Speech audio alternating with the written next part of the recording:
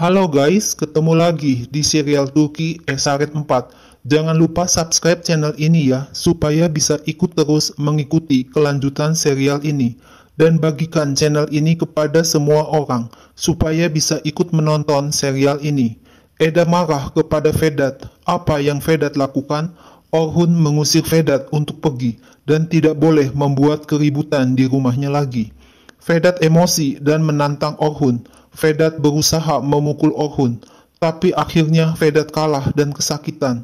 Eda memegang tangan Orhun dan memohon agar Orhun melepaskan Vedat.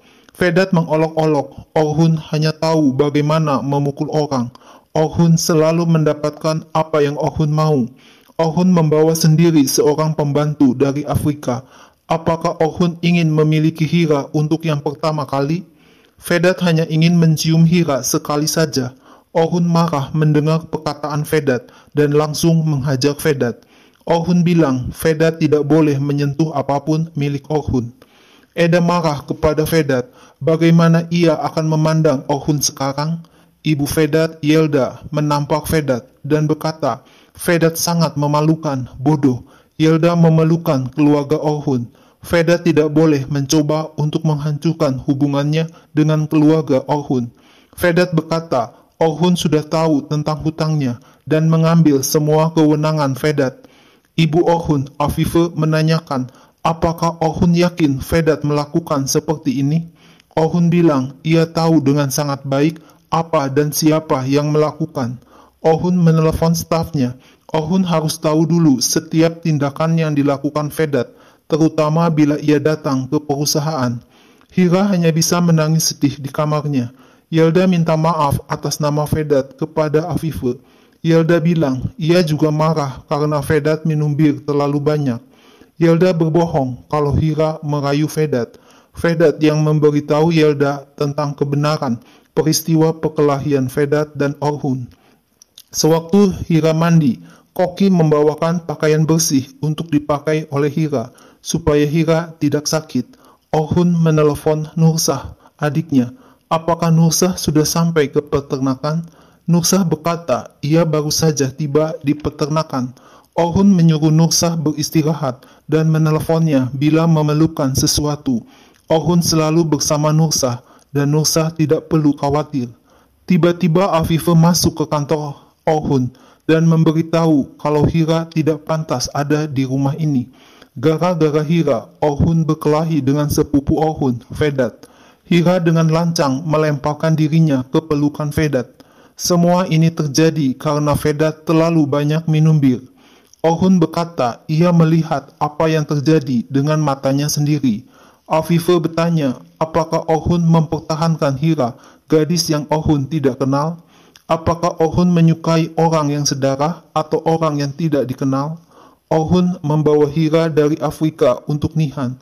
Tapi Orhun harus juga memikirkan keluarga.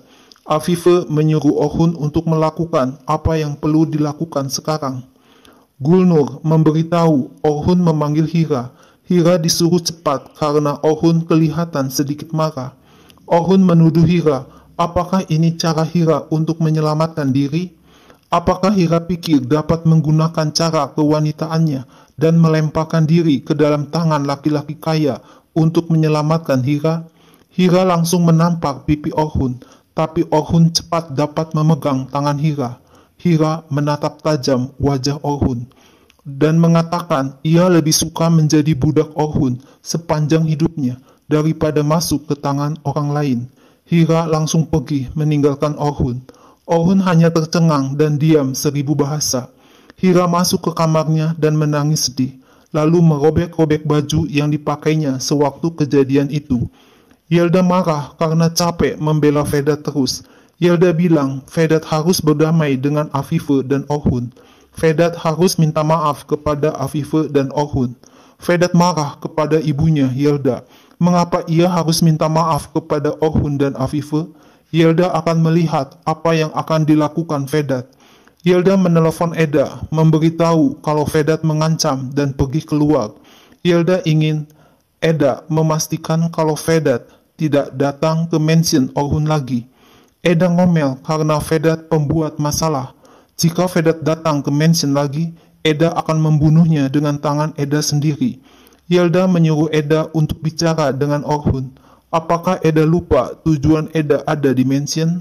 Yelda juga mengingatkan agar Eda berdandan dulu sebelum menemui Orhun. Eda ngomel kalau masalah Yelda hanya memikirkan uang. Hira terbangun dari mimpinya. Dalam mimpinya, Vedat mendatangi mansion dan memasuki kamar Hira. Hira dibekap mulutnya dengan tangan Vedat. Hira mengambil pisau yang disimpannya di bawah tempat tidur. Hira berkata ia harus tetap bangun. Dipegangnya pisau itu sambil duduk dengan ketakutan. Tiba-tiba pintu kamar terbuka dan seorang laki-laki masuk. Hira langsung berdiri dan menusukkan pisaunya ke arah laki-laki itu. Tapi alangkah kagetnya Hira, ternyata pisau tertancap di bahu Orhun. Orhun datang ke kamar Hira untuk memberinya kunci kamar, agar Hira mengunci pintu kamarnya. Eda kaget melihat Orhun keluar dari kamar Hira dengan bahu yang berlumuran darah. Eda mendengar Hira meminta maaf dan meminta agar Hira boleh merawat Orhun. Orhun menyuruh Hira agar masuk ke kamarnya, tapi Hira ngotot mengikuti Orhun. Sambil memberitahu Hira agar masuk ke kamarnya lagi, Orhun memegang tangan Hira dan membawanya pergi ke kamar Hira. Dari luar mansion, Vedat memandang Orhun yang sedang berdiri di pintu kamarnya.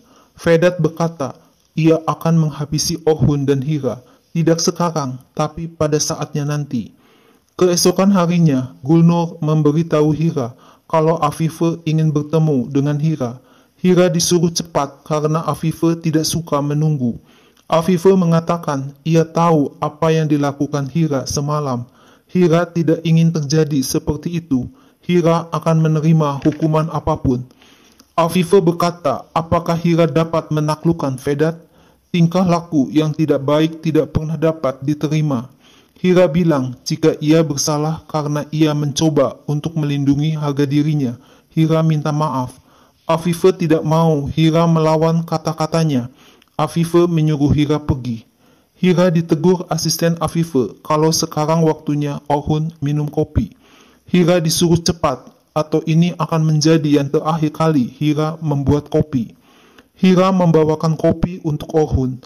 Orhun menyuruh meletakkannya di meja dan Hira disuruh pergi keluar. Hira meminta izin untuk membantu mengobati luka Orhun, tapi Orhun menyuruh tangan Hira menjauh. Orhun bilang, Hira mengambil nyawa adiknya Nihan dengan tangan Hira. Orhun tidak percaya kalau pembunuh seperti Hira mempunyai kesadaran bersalah.